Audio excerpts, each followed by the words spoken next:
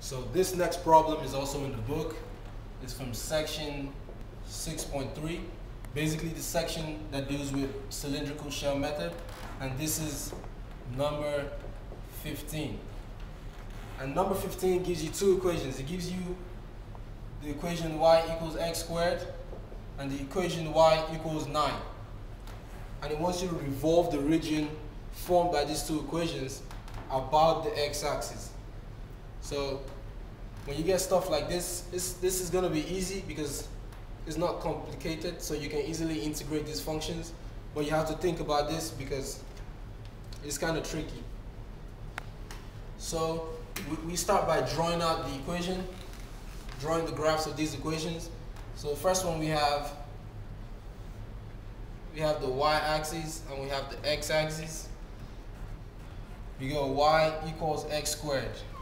We all know y equals x squared. And then y equals 9.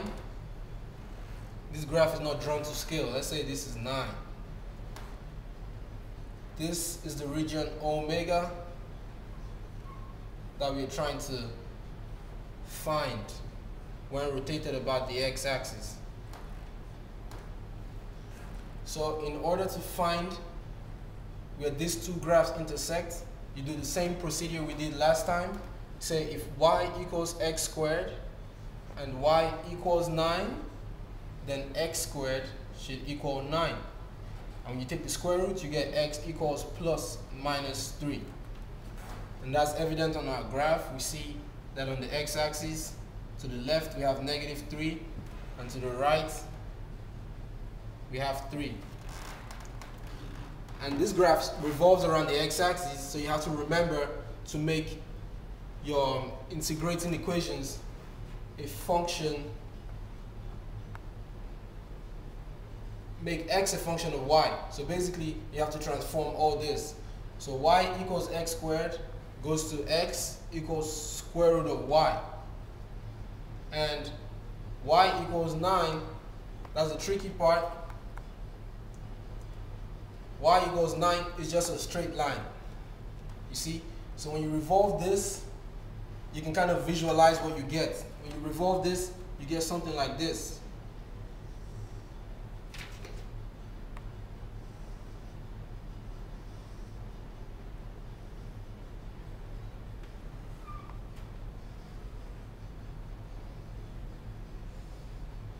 You get something like this.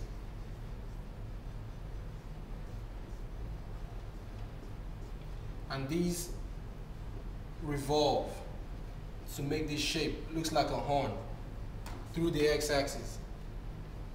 So we can now set up the shell formula. You probably have memorized it by now. It says V equals 2 pi times the integral of the height times the radius times the differentiating element. And in this case, the radius, since we're revolving about the x-axis, the radius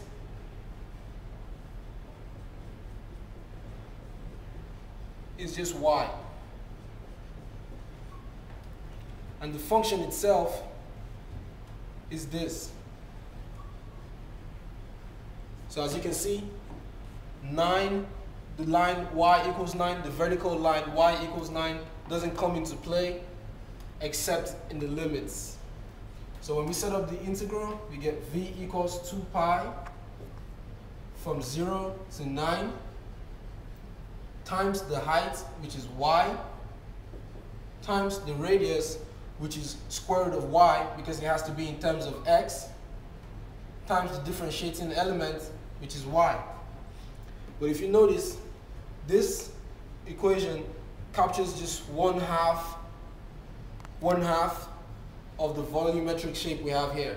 So to get the entire solid, we need to multiply this whole thing by 2.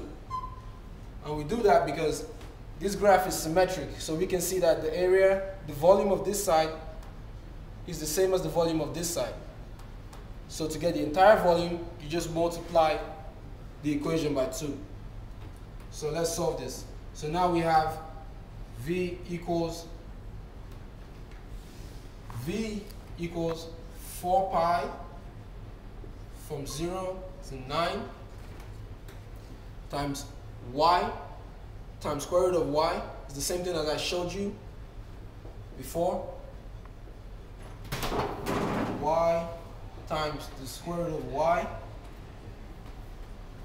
is going to equal y to the 3/2. So you have y to the 3/2 dy, and if you integrate this, you simply get 2/5 times y to the 5/2. And don't forget about the 4 pi, and you know that this goes from 0 to 9. So if you plug in 9 to this, you get 2/5 times the square root of 9 to the 5th power times 4 pi. And if you continue this, you get 2/5. The square root of 9 is 3.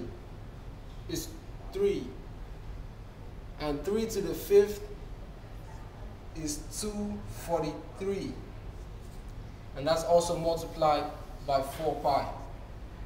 And when you carry this arithmetic out, you get 1944 pi over 5. And that's going to be the volume of the shape that you get when you revolve this area by the x-axis. 1944 pi divided by 5.